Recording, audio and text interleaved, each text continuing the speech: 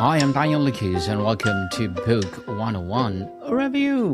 Book 101 is all about the books that I read for the last 40 years, and today I have my special guest.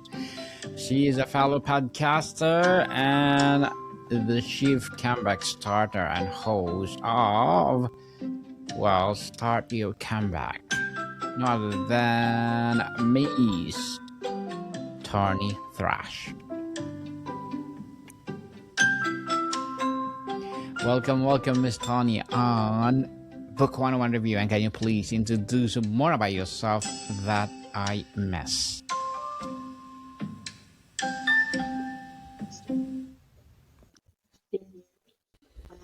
I'm divorced. I have two grown sons. I've loved to podcast. It's one of my favorite things. I'm a huge pickleball player and fan, and I love to podcast and I love to write. So those are my things that I like to do. Yes, likewise. I love podcasting. And thank you so much for sharing your knowledge and wisdom to the world, Miss Tony. Thank you. I just, yes, and thank you. Thank you. So let's talk about how to start your comeback when everything changes.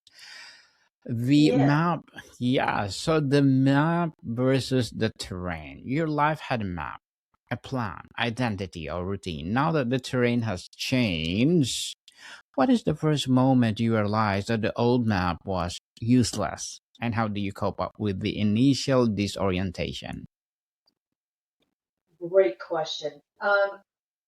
When you realize that that map no longer works, it is, I like to call it a marathon and not a sprint. It's this process of you changing, uh, number one, the way that you think about lots of things, probably every aspect of your life, correct? And Yes.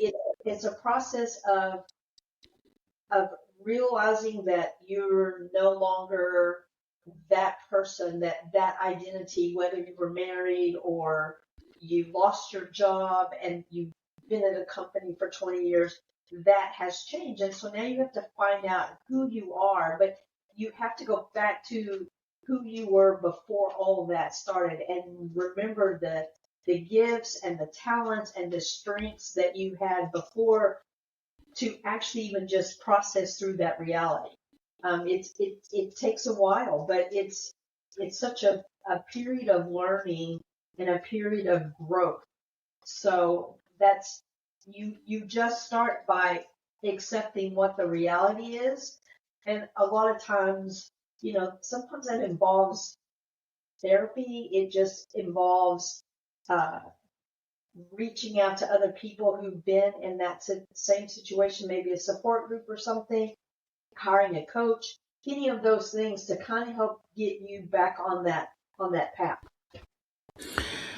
The unchosen new normal, Miss Tony. A comeback starts not from where you were, but from where you are. How do you begin to take an honest, clear eyed inventory of this unchosen new normal without being overwhelmed by grief or anger or for what's gone?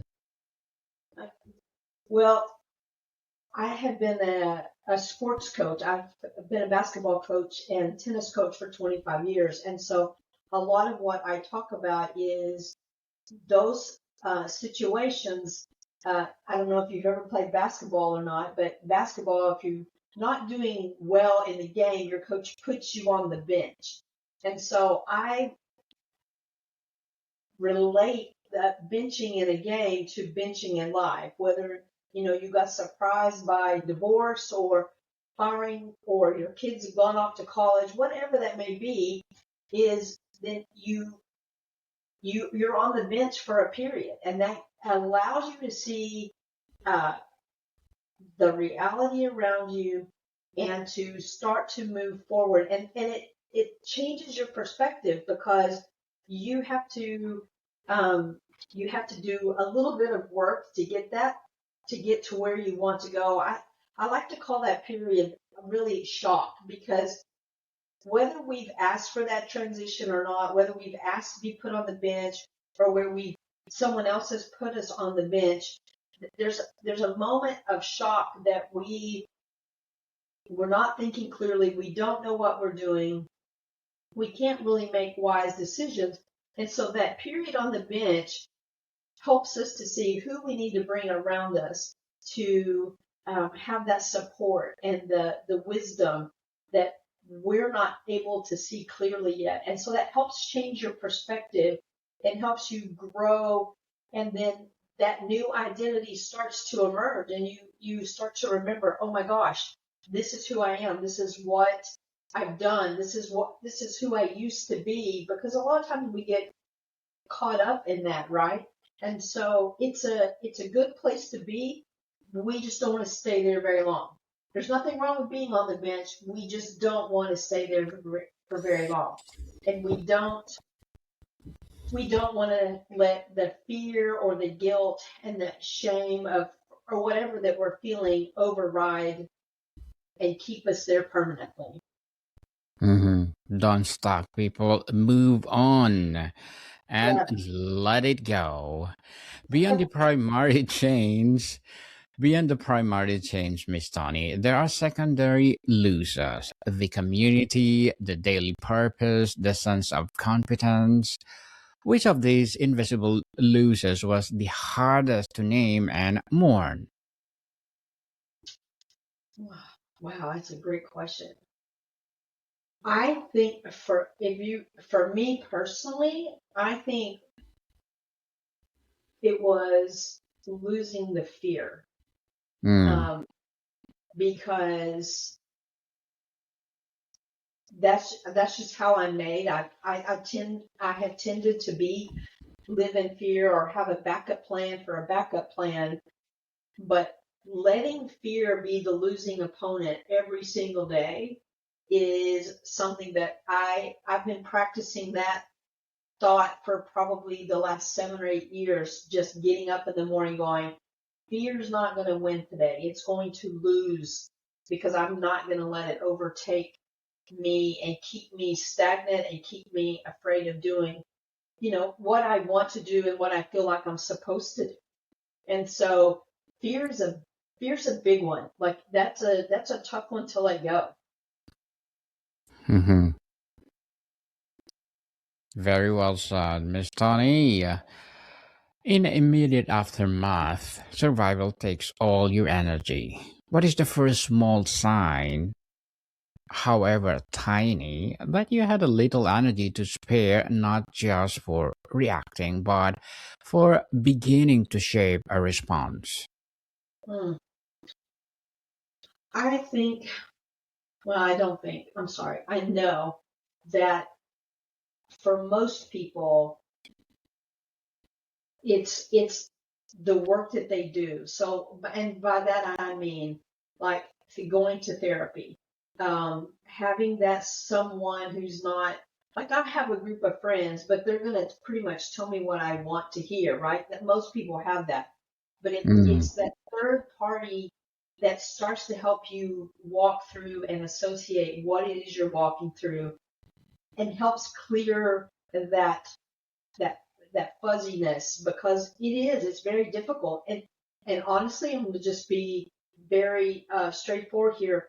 That's different for every single person because some people it takes a month, some people it takes an entire year, sometimes it may take longer than that because of the differing circumstances that have surrounded their transition, right? So it's not a cookie cutter, thing because what happens is grief and all of those things play a big factor in it. And so, but the moment that you have that awakening, that first knowledge of clear headed is the first sign that has given you hope, right? So now you have this tiny glimmer of hope that things can change and be better. And you can actually get through this, make it through this, and it's it's a put your one foot in front of the other kind of moment, because it really is, it's different for everyone. Yes, definitely. It's different from each of us. So, Miss Tony, when everything external is in flux, what is the personal qualities, values, or tiny routines did you cling to as your non-negotiable anchors? Okay, this is probably my favorite question ever.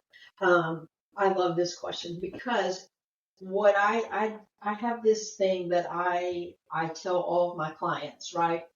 The first Yes. thing you have to do when you are in some sort of transition is that you have to just, like, when you get up in the morning, right? I have my coffee. I sit in my chair, I have my coffee, and I'm quiet for 20 minutes. And I'm listening to what my brain is telling me. Because my brain's not always telling me, it sometimes it's not telling me the truth. And so I listen to what it's telling me so that I can get rid of the junk. And so just sitting in silence for that 20 minutes to just kind of go, oh, that's just not right. No, that's not true. And then the process of probably journaling after that. And then, I'm a big journaler. I journal everything I'm thinking. I journal prayers. Those are some of the big things. But the other thing is physical activity. And I don't mean like going to the gym and working out for 5 hours. I'm talking about going outside and taking a 20-minute walk with no phone. You can listen to music if you want, but you're not on your phone, is what I'm saying. And that just helps clear your mind to help you think even more clearly. And those are my go-to. They're super simple, uh, but it takes a little bit of discipline. And especially, I get this all the time. Well, I'm not a journaler. I'm not a journaler. Well, you don't have to be. You can just journal 1 to 2 lines, and that's journaling. Nobody's asking you to write a book. Just journal a couple of lines, go for a walk, just understand what's going on in your head, because that is going to help. That is going to help make you more grounded, more level, more steady, so that when a decision, because you have a big transition, you got a lot of other little ones that are attached to it. And it just helps make the decision making process a little bit clearer. Mm-hmm. Yes, definitely. The more you're journaling, it will clear your mind. People, so start journaling. So, Miss Tony, the pressure to figure it all out is paralyzing. What does it look like to replace the big, scary question, what's my new life? With a series of low stakes micro experiments to test what might work or bring joy now? That's the age old question, isn't it? Um, Mm-hmm. I I think that um, you have to you have to walk through that process. Your new life it's not just going to appear out of thin air, right? It's not like a genie in a bottle. You're not just going to wish it into existence. It's going to take you to work to get to where you want to be. And you may actually get there and not even realize you're there, because maybe you're still stuck a little bit in the past. But that one step at a time, to keep moving forward, to keep doing what you're doing, to keep moving in the direction that you want to go, because you can't make all the changes at one time. It starts with one simple change. Like, you can't just go decide to make a whole bunch of life-changing decisions all at one time, because probably you're not thinking clearly. So you just start small. And maybe small is, uh, if let's just say you retire, maybe you need to rethink your budget.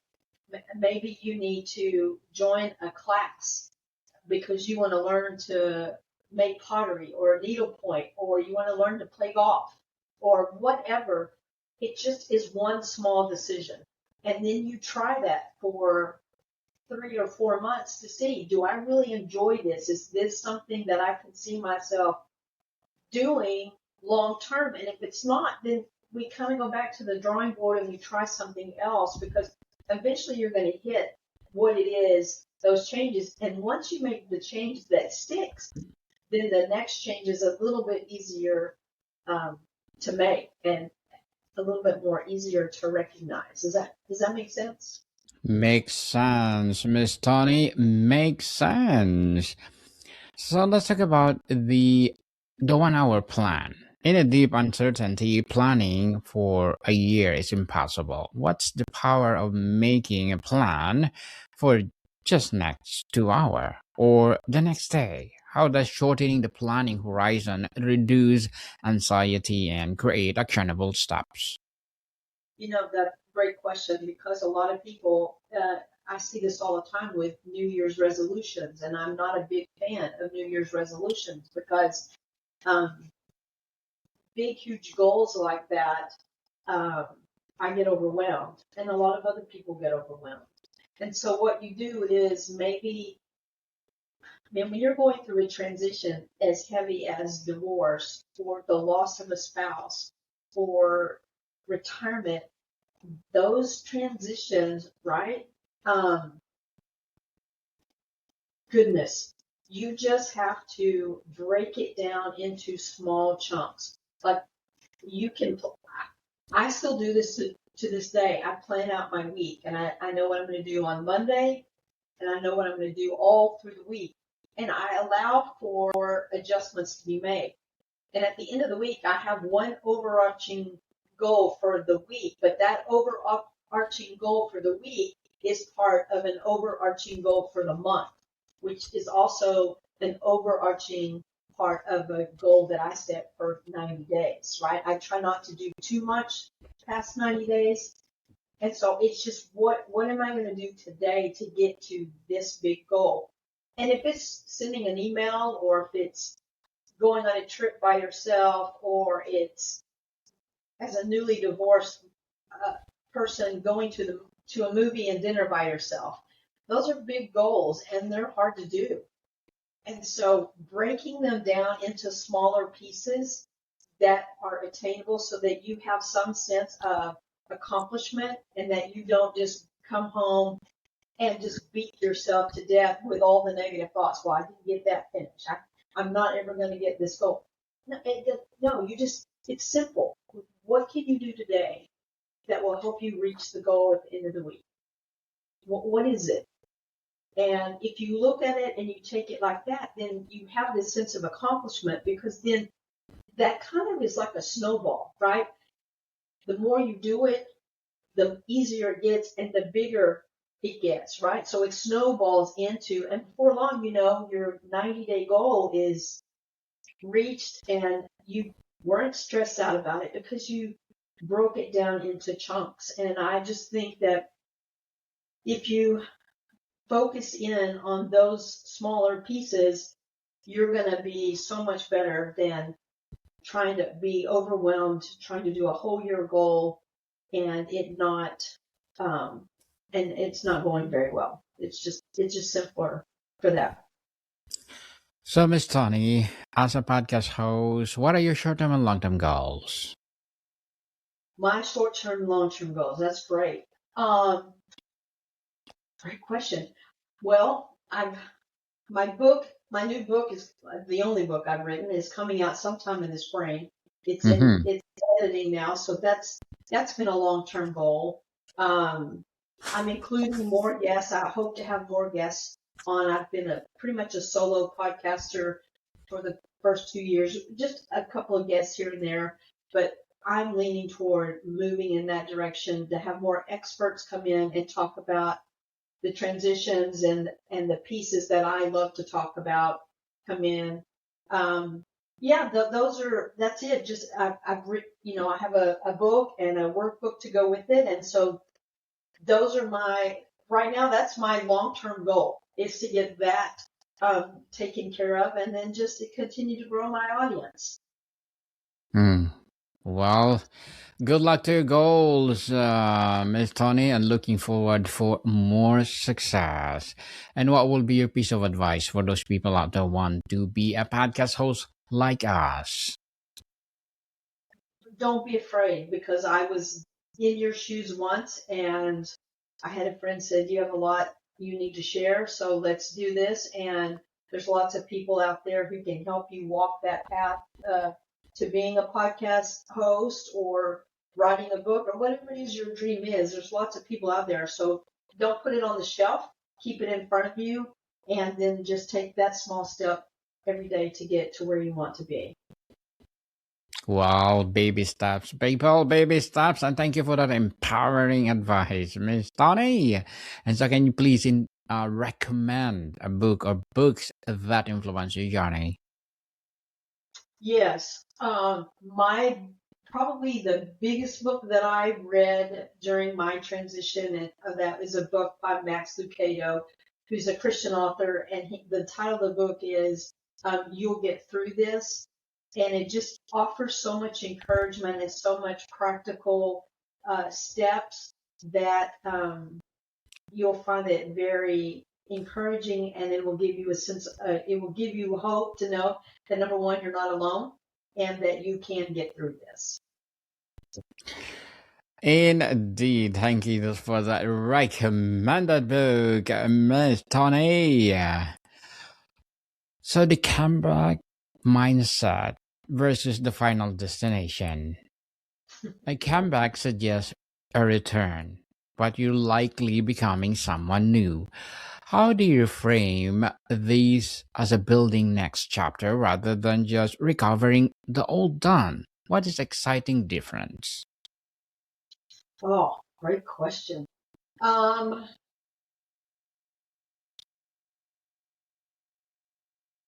your comeback is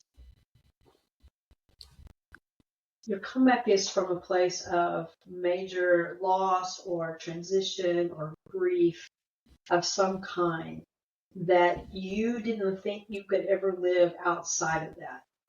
And so when you start your comeback, when you start that process and that journey, it opens you up to things that you never thought uh, you would do again. Maybe you did before, years ago.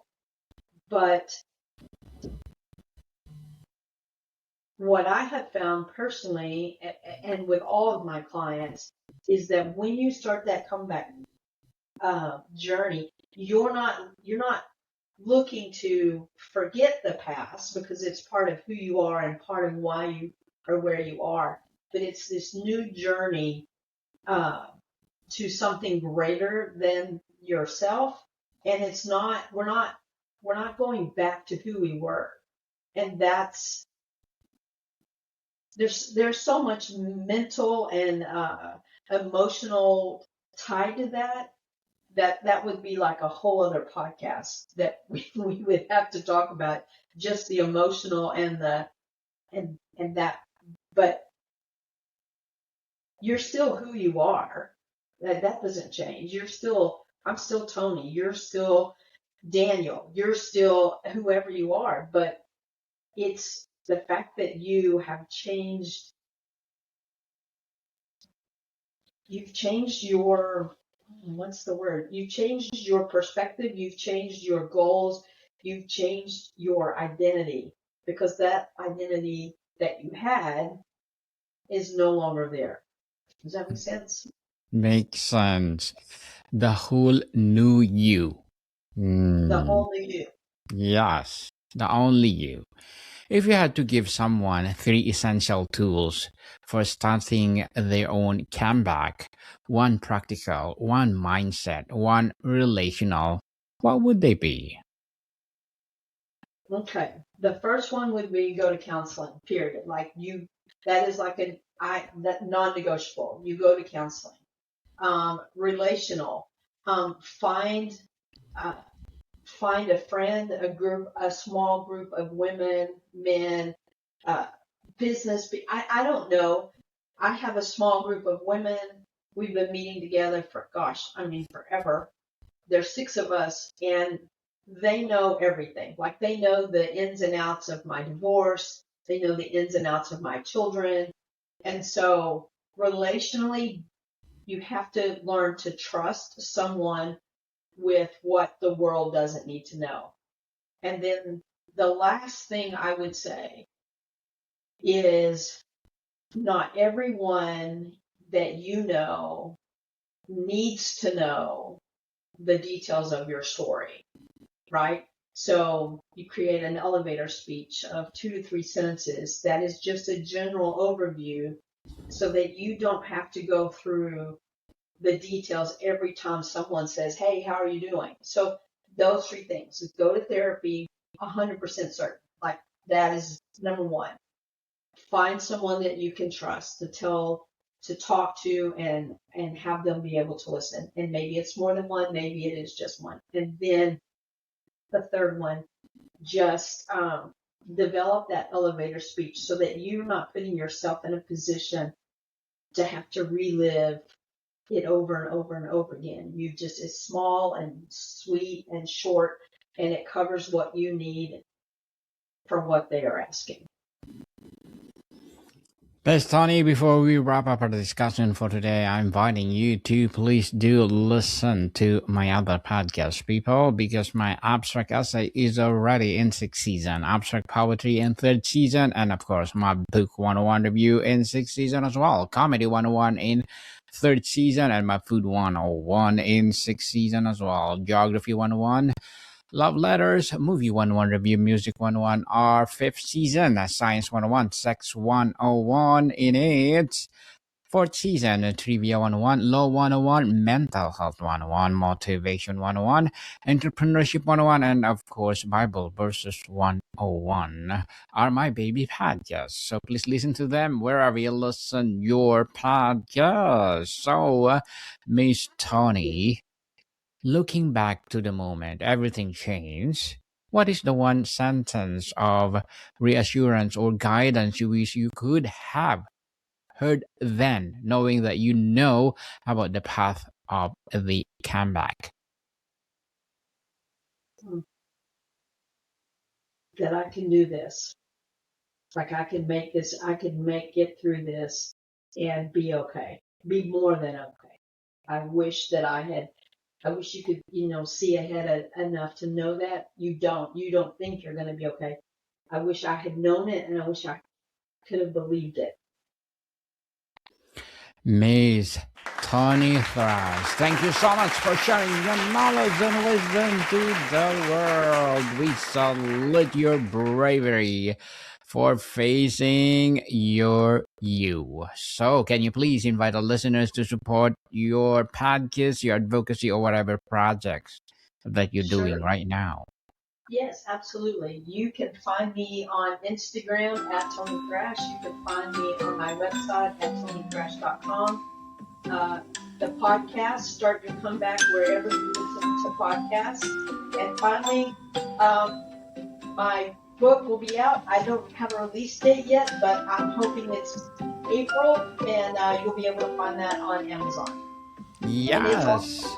It's also titled Start Your Comeback, so it's all the same. So. Yes, please do come over, Miss Toni, and let's talk about it on Book 101. Okay, once you publish. Thank Please. you. God bless you. I appreciate you so much. No worries at all. Let's promote to all my podcasts. Let's empower fellow podcasters. Let's support each other. Okay, people, let's support Miss Toni Thrash, because if you support her, for sure, more and more empowering episodes of the podcast, and of course, more and more empowering upcoming books will rise. So, Miss Toni, thank you so much for your time. Thank you, Daniel. I appreciate it so much. Likewise. Welcome, people. See you soon.